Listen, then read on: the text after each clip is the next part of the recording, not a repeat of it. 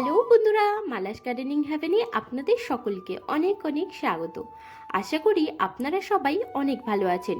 আমিও অনেক ভালো আছি, সাথে বাগানের নিত্য কাজে ব্যস্ত আছি। বন্ধুরা, আজকের ভিডিওতে আমরা দেখব যে কিভাবে ঘরোয়া মাত্র দুটি উপাদানের সাহায্যে আমরা বাগানের সমস্ত গাছকে মিলিবাগের হাত থেকে রক্ষা করব। মিলিবাগ কিন্তু যে কোনো বাগানের জন্য ভীষণই ক্ষতিকারক, আর মিলিবাগ আক্রমণ করে গাছের একদম ডগার কাণ্ডের। তো কাণ্ডে আক্রমণ করবার পরে ফুলও আসে না, গাছের পাতাগুলো কুঁকড়ে যায়, আর পাতায় নতুন গ্রোথও আসে না, একদম ডগাকে নষ্ট করে ফেলে, কিছুদিনের মধ্যে গাছ মারা যায়। তবে এই প্রকার আক্রমণের হাত থেকে গাছকে কিন্তু আমরা খুব সহজে ঘরোয়া দুটো উপাদান যা আমাদের বাড়িতে প্রত্যেকেরই থাকে, তার সাহায্যেই কিন্তু গাছকে রক্ষা করতে পারি। তো দেখুন, যখনই আমরা গাছ রিপোর্টিং করি, বিশেষ করে জবা গাছ এই মিলিবাগের আক্রমণে কিন্তু খুবই আহত হয়। আর এই জবা গাছে একবার রিপোর্টিং করবার পরে যখন নতুন পাতা বার হয়, তখনই কিন্তু এই মিলিবাগের আক্রমণ হয়। তো এই মিলিবাগের আক্রমণ হলে সবথেকে বড় উপায় আপনি দেখলেই বুঝতে পারবেন যে গাছের আশেপাশে পিঁপড়ের আনাগোনা শুরু হয়ে যাবে। যদি আপনার গাছে পিঁপড়ে উঠছে বা পিঁপড়েকে দেখতে পান, তাহলে বুঝতে হবে যে নিশ্চয়ই গাছে কোথাও না কোথাও মিলিবাগ হয়েছে। তো এই দেখুন, এদিকে টমেটো গাছটাতেও পুরো মিলিবাগের আক্রমণ হয়ে গেছে। যদিও টমেটো এখন আর সিজন নেই, তবুও এই গাছটা যেহেতু শেষের দিকে হয়েছিল, তাই দেখুন গাছ ভর্তি টমেটো তো আছে, কিন্তু সাথে মিলিবাগও ভর্তি। আর নতুন যে কোনো গাছ লাগাচ্ছি, এই একটা যদি গাছে মিলিবাগ হয়, তার পাশের গাছগুলোকেও ইনফেক্টেড করে দেয়। অর্থাৎ যখনই গাছে একটা গাছে আক্রমণ হবে, তখনই কিন্তু আপনাকে এই মিলিবাগের হাত থেকে গাছকে রক্ষা করবার জন্য উপায় খুঁজতেই হবে। এদিকে দেখুন, একটা চাপা ফুলের গাছ লাগিয়েছিলাম কিছুদিন আগে। গাছ বলতে একটা ডাল এই গ্রো ব্যাগের মধ্যে বসিয়েছিলাম। ডালটা তো বেঁচে আছে, কিন্তু এর মধ্যেও সেই একই অবস্থা, মিলিবাগের আক্রমণে ডগাটা একেবারে নষ্ট হয়ে গেছে। তো চলুন ওষুধটা তৈরি করা যাক। আর তার আগে চলুন একটা জিনিস আপনাদেরকে দেখাই। এই দেখুন, ওপরে রয়েছে এখানে স্পাইডারের গাছ আর একটা ছোট্ট মানি প্ল্যান্টের গাছ কিছুদিন আগেই লাগিয়েছিলাম। তো গাছটা দেখুন খুব সুন্দর গ্রোথ চলে এসেছে। আর এরই পাশে রয়েছে আর একটা হচ্ছে পিটুনিয়া ফুলের গাছ। এই দেখুন, আপনাদেরকে এক্ষুনি দেখিয়ে দিচ্ছি। গাছটা একদমই ছোট, ছায়াতে রেখেছি বলে এখনো তাজা রয়েছে। যেটা আপনাদেরকে দেখাবো, এই দেখুন অর্কিডের একটা ছোট্ট ডাল এখানে আমি বসিয়েছিলাম। তো পাতা তো ঝরে গেছে, মনে হচ্ছিল বোধহয় গাছটা মরেই যাবে।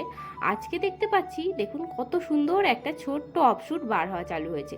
তার মানে ডালটা এখনো মরেনি, গোড়া থেকে একটা নতুন কাণ্ড বার হচ্ছে, গাছটা বেঁচে রয়েছে। আর এই যে মিডিয়াটা তৈরি করেছিলাম, সেটা তো আপনাদেরকে আগেই ভিডিও তো দেখিয়েছিলাম। সেটা হলো অর্জুন গাছের ছাল আর একটুখানি এই যে নারকেলের ছোবা থাকে, তো নারকেলের ছোবাও কিছু পরিমাণে দিয়ে রেখেছি। আর এটা নর্মাল একটা বাটি, আর দেখুন চারিদিকে ফুটো করে নিয়েছি। নর্মালি অর্কিডের যে সমস্ত প্লান্টার হয়, তা কিন্তু অনেক দামে বিক্রি হয়। তো আমরা যদি এই ধরনের প্লাস্টিকের যে বাটিগুলো থাকে, তার মধ্যে চারিদিকে ফর্ক দিয়ে ফুটো করে নিই, তাহলে কিন্তু সুন্দর একটা অর্কিডের প্লান্টার তৈরি করে ফেলতে পারি। তো মনে হয়েছিল যে অর্কিডটা মরেই যাবে, কিন্তু সেটা কিন্তু এখনও বেঁচে রয়েছে। তো চলুন পোকার জন্য, মিলিবাগদের জন্য একটা পেস্টিসাইড তৈরি করা যাক। তো তার জন্য আমি এখানে নিয়ে নিয়েছি বেশ খানিকটা হলুদ। হলুদ গুঁড়ো কিন্তু খুবই উপকারী, আর যে কোনো পোকামাকড়ের আক্রমণ থেকে গাছকে অর্গ্যানিকভাবে বাঁচাতে হলুদ গুঁড়ো কিন্তু এর কোনো জুড়ি মেলা ভার। তো দেখুন, বেশ খানিকটা হলুদ গুঁড়ো দিয়ে দিলাম, আর কিছুটা দিয়ে দিলাম লঙ্কার গুঁড়ো। এই দুটো মিলিয়েই আমরা জল দিয়ে গাছে স্প্রে করব। আর যে কোনো পোকা বা হাত থেকে যদি আপনারা গাছকে রক্ষা করতে চান, তাহলে কিন্তু এই যে সলিউশনটা আপনারা ব্যবহার করতে পারেন গাছে। তবে এই দুটোকে খুব ভালোভাবে মিশিয়ে নিতে হবে, আর এটি ব্যবহার করতে হবে সন্ধ্যার পরে। সন্ধ্যার পরে যদি আমরা এই জিনিসটাকে গাছে দিয়ে ভালোভাবে চান করিয়ে দিতে পারি, তাহলে কিন্তু গাছে খুব একটা পোকামাকড়ে আক্রমণ হবে না। আর মিলিবাগও যদি থাকে, তাও কিন্তু সহজেই দূর হবে। আমি অনেক দিন ধরেই এই সলিউশনটা ব্যবহার করে আসছি। মাঝে মধ্যে এর মধ্যে একটুখানি ডিটারজেন্টের অর্থাৎ সার্ফের গুঁড়ো দিয়ে বা শ্যাম্পু দিয়েও ব্যবহার করি। কিন্তু যদি আপনারা একদম সম্পূর্ণ অর্গ্যানিক উপায়ে গাছকে পোকামাকড়ের হাত থেকে বাঁচাতে চান, তাহলে কিন্তু ডিটারজেন্ট বা সার্ফের গুঁড়ো ছাড়াও শুধুমাত্র এই সলিউশনটা দিয়েও আপনারা গাছে স্প্রে করতে পারেন। আর এর মধ্যেও আপনারা সামান্য একটু নিম তেলও প্রয়োগ করতে পারেন, তাতেও উপকার পাবেন। তো চলুন একে এবার আপনারা স্প্রে বোতলে ভরে নিতে পারেন, বা আমি এখানে এই যে ওয়াটারিং ক্যানের মধ্যে ভরে নিচ্ছি। এইভাবে ওয়াটারিং ক্যানের মধ্যে ভরে নিয়ে তারপরে সমস্ত গাছকে ভালোভাবে চান করিয়ে দিতে হবে, খুব সুন্দরভাবে চান করিয়ে দিতে হবে। তাহলে এর গায়ে হলুদ গুঁড়ো আর লঙ্কার গুঁড়ো থাকবে, আর এগুলোই পোকার গায়ে লাগবে, আর পোকা যখন চলাচল করবে তো আস্তে আস্তে মারা যাবে। এই কাজটা আপনাদেরকে করতে থাকতে হবে। নর্মালি আপনারা একদিন ছাড়া কি দুদিন ছাড়া সন্ধ্যার পরে এসে এটাকে স্প্রে করে নিতে পারেন। তো হলুদ গুঁড়ো আর লঙ্কার গুঁড়ো দিয়ে এই যে মিশ্রণটা আমি তৈরি করলাম, চাইলে আপনারা হলুদ গুঁড়োর পরিমাণ একটুখানি বেশি কম করে নিতে পারেন, কারণ এটা সম্পূর্ণ অর্গ্যানিক, তো তাই গাছের কিন্তু খুব বেশি ক্ষতি হবে না। তো এই দেখুন টমেটো গাছ আর এদিকে জবা ফুলের গাছ, সব গাছকেই আমি ভালোভাবে আস্তে আস্তে চান করিয়ে দিচ্ছি। পুরো গাছকে ভালোভাবে এই জল স্প্রে করে দিতে হবে। স্প্রেয়ারের সাহায্যেও আপনারা করতে পারেন, তাতেও একই রকমের উপকার পাবেন। আর এই দেখুন এখানে এই যে টমেটো গাছটা, এই গাছের গোড়ায় কিন্তু একটা টেকোমা ফুলের গাছও হচ্ছে। এই দেখুন এই যে ডান্ডাটা দেখতে পাচ্ছেন, এর গায়ে টেকোমা ফুলের গাছ। যদি এইখান থেকে এই মিলিবাগ যেহেতু টমেটো গাছটাতে হয়েছে, তো কিছুদিনে নতুন যে পাতা বার হবে টেকোমা ফুল গাছে, তো তাকেও কিন্তু অ্যাটাক করে দিতে পারে। মিলিবাগ বাগানের জন্য কিন্তু খুবই ক্ষতিকারক। তো মিলিবাগ হওয়ার সাথে সাথেই আপনারা এইভাবে কিন্তু সলিউশন তৈরি করে গাছে স্প্রে করে দেখতে পারেন, উপকার পাবেন। তো এটা হলো লাল রক্তজবা ফুলের গাছ, একটু ছোট সাইজের ফুলটা হয়, আর ফুলটা দেখতে কিন্তু ভারী সুন্দর। তো এবছর একে রিপোর্টিং করে দিয়েছিলাম, আর রিপোর্টিংয়ের পর এই যে নতুন অফশুট বার হওয়া শুরু করেছে। আর এখনই এই যে কচি পাতা রয়েছে, এই কচি পাতাতেই কিন্তু মিলিবাগ মেইন অ্যাটাক করে। আর একবার যদি কচি পাতা বা ডগাকে নষ্ট করে ফেলতে পারে, তাহলে কিন্তু গাছের গ্রোথ একদমই শেষ হয়ে যায়। আর কাণ্ডের মধ্যে মিলিবাগ যে আক্রমণ করে, কাণ্ডের সমস্ত রসকে খেয়ে একেবারে শুকিয়ে ফেলে। এটা একটা কাঠচাপা ফুলের গাছ। তো এই চাপা ফুলের গাছেও দেখেছি মিলিবাগের কিন্তু খুব ভালো অ্যাটাক হয়।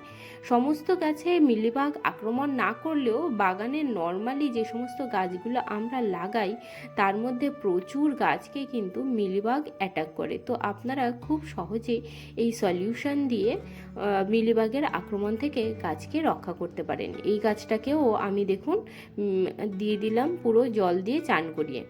আর এদিকে এই যে চাপা ফুলের ডালটা লাগিয়েছিলাম, যে ডালটা এখনও বেঁচে আছে, তো সেটাতেও দেখছি মিলিবাগের আক্রমণ, তো তাতেও একটুখানি জল দিয়ে পরিষ্কার করে ধুয়ে দেবো।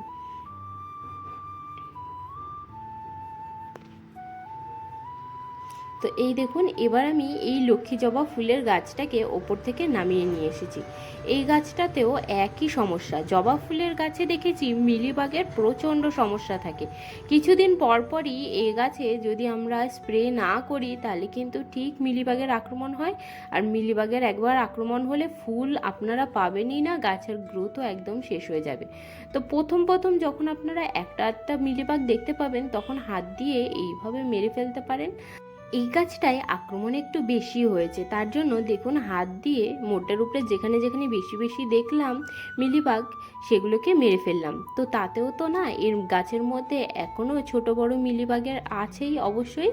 তো তার জন্য এই গাছটাকেও আমি ওই যে সলিউশনটা তৈরি করেছি হলুদ গুঁড়ো আর লঙ্কার গুঁড়ো দিয়ে, তা দিয়ে ভালোভাবে চান করিয়ে দেবো গাছটাকে। তো একই কাজ আপনারা অন্যান্য গাছের সাথেও সপ্তাহে একবার করে করতে পারেন, তাতে কিন্তু অন্য পোকামাকড়ের হাত থেকেও গাছ রক্ষা পাবে। তো আমার মতো আপনারাও এইভাবে ঘরোয়া দুটো উপাদান দিয়ে গাছে স্প্রে করে দেখতে পারেন, তাতে কিন্তু পোকামাকড়ের আক্রমণ থেকে অবশ্যই গাছকে রক্ষা করতে পারবেন। আজকের ভিডিওটা আমি এখানেই শেষ করছি। দেখা হচ্ছে আপনাদের সাথে আবার পরের ভিডিওতে। ভিডিওটি যদি ভালো লাগে তবে লাইক, শেয়ার, সাবস্ক্রাইব করে আমার পাশে থাকবেন। আপনারা সবাই ভালো থাকবেন, সুস্থ থাকবেন, আর প্রত্যেক দিন নিত্য নতুন গাছ লাগাতে থাকবেন, যাতে প্রকৃতির একটু হলেও উপকার হয়। আজকের মতন এইটুকুই। দেখা হচ্ছে পরের ভিডিওতে। টাটা বন্ধুরা।